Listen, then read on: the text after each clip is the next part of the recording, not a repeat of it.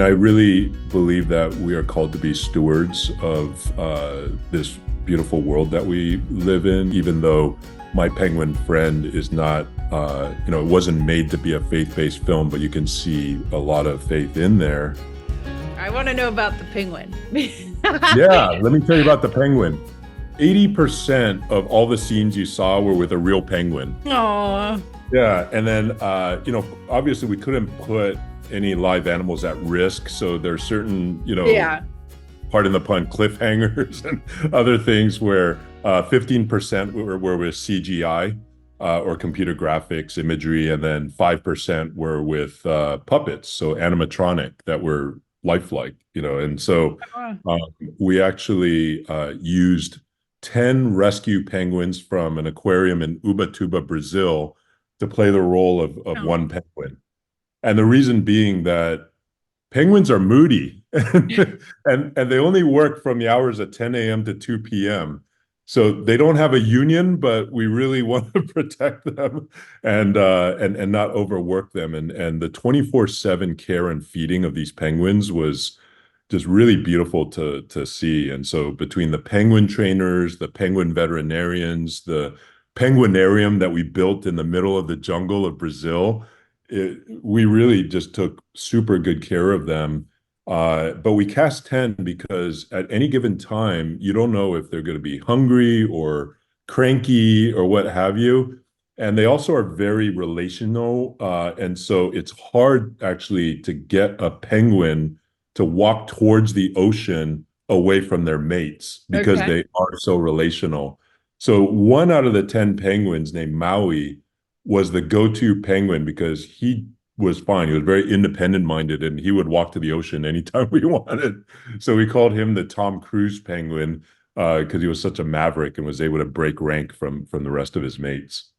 Did you feel like you kind of learned something observing these penguins while you were working with them?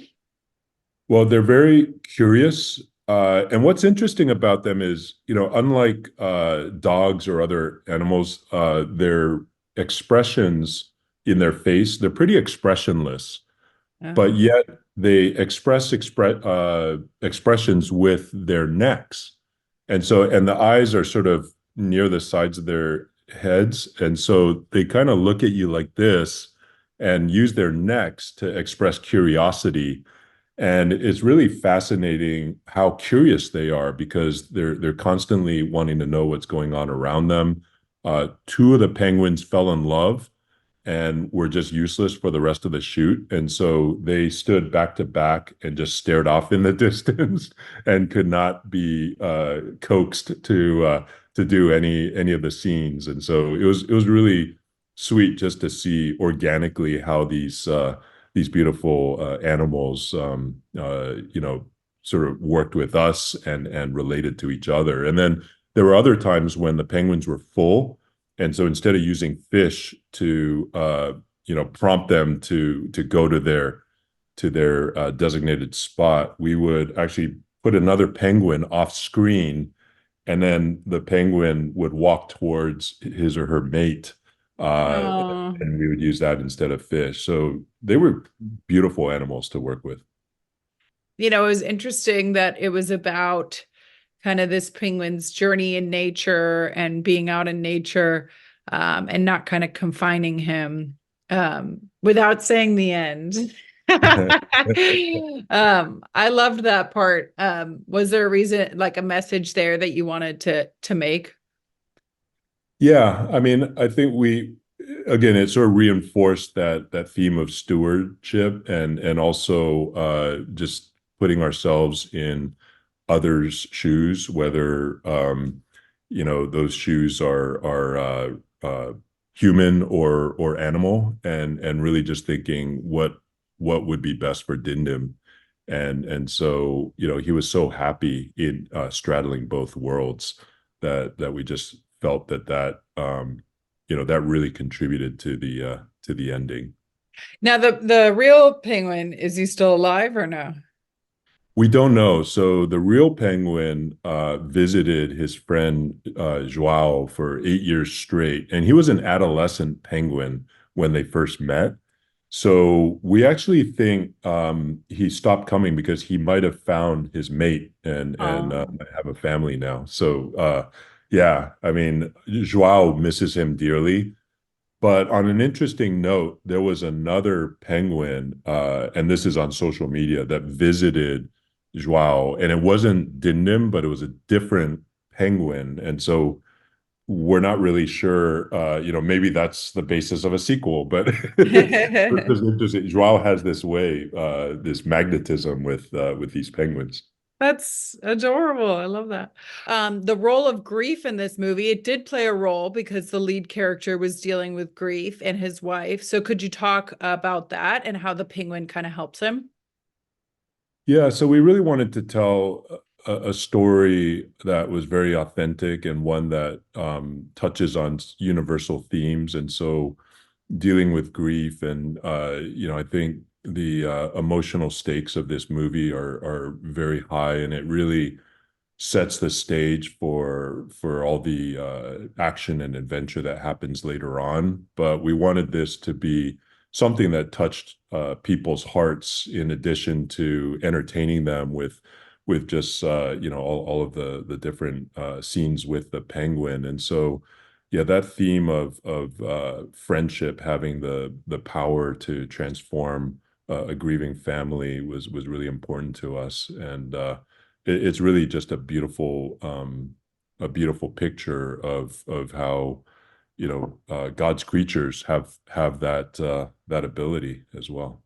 And you talk about your faith. Could you talk about, I love this point about, taking care of nature and God has called us to do so and animals. Can you talk about the themes of the movie and what you believe with that? Yeah, I mean, I really believe that we are called to be stewards of this beautiful world that we live in, as well as stewards of the people in our orbit. And so for me, the broader mission of City Hill Arts is really important in terms of revitalizing people, planet, and perspective. And all three go together because you could revitalize people and planet, but if you lose your sense of perspective, we know biblically we could be just striving after the wind. And so it's really important to have all three. And so by telling these stories that remind us of some of these important themes, even though My Penguin Friend is not, it wasn't made to be a faith-based film, but you can see a lot of the core elements of faith in there in terms of the call to be stewards and the call to be just loving, kind beings to others. And I sensed it. I could notice the points of faith. They went to church, I think, to pray for the penguin coming back. And so there were some little, hints to it, as Yeah. well as the overarching message. Um, Yeah, and and that so, we really wanted all that to be organic, not yeah, forced. It really was just, it fit with the story. And so, yeah. what made you kind of interested in the film industry in this specific movie? Well, I grew up in San Diego just loving the movies, just being caught up in the wonder of the theatrical experience. Lined up for the sequel to Star Wars. I remember the line going out the door, and so I sort of dreamed of becoming a filmmaker one day. But I also loved science and using science to help people, and I wanted to be a doctor like my dad. So I was pre-med, went to school, became a doctor, did a couple years of general surgery, and then uh, I entered into the biotech arena more than 20 years ago. And one of my companies called Ignita was acquired by Roche. It allowed me the opportunity to take 3 months off in 2018. So I put my iPhone in my desk drawer. My wife got me a flip phone with a different number. I was just off the grid, just really praying, reflecting on what was next, and did some travel. Spent a lot of quality time with family and friends. And out of that, I started two companies. So one was Araska, which stands for our mission to erase cancer, and Road to the Cure is the street that Araska was founded on, which is very apropos. And then the second company was City Hill Arts, and City Hill Arts has a mission to revitalize people, planet, and perspective. And so we were really looking for inspiring stories, some of them based on true stories that talk about you know, ordinary people doing extraordinary things, like the fisherman encountering this Argentinian penguin, nursing him back to health, and then forming this unlikeliest of friendships. And so it was just a beautiful story that crossed my desk a few years ago, and I love penguins. And so we just, when I read the script, it wasn't yet ready for prime time, but 20 drafts later it was, and that resulted in the movie that you see. Was there anything else you'd want to tell our audience before we wrap up? So City Hill Arts is an independent production company. And so what that means is that we're not a big studio. You've probably noticed when you go to the theaters that it's a lot of comic book sequels or blockbuster reboots or other things. So it's very rare actually to see independent films where the original artistic vision gets pulled all the way through. And that's what happened here, is that we were able to preserve the artistic vision of David Sherman, the director, Anthony Dodd Mantle, cinematographer, who won the Oscar for Slumdog Millionaire. That's really why, the movie's shot so beautifully. And then many other filmmakers that were part of this international team.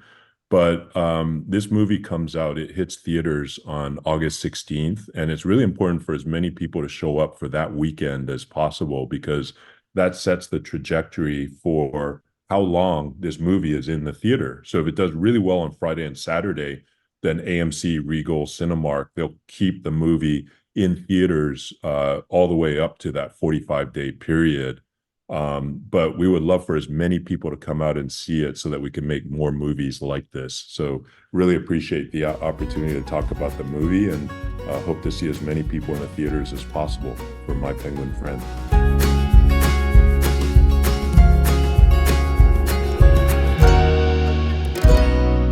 If you enjoy videos that follow your values like ours, and you want to help us continue, go to movieguide.org/donate, because we're actually a nonprofit. You may not know that, but we're working in Hollywood every day to help families have more choices that follows their values. And also subscribe right now.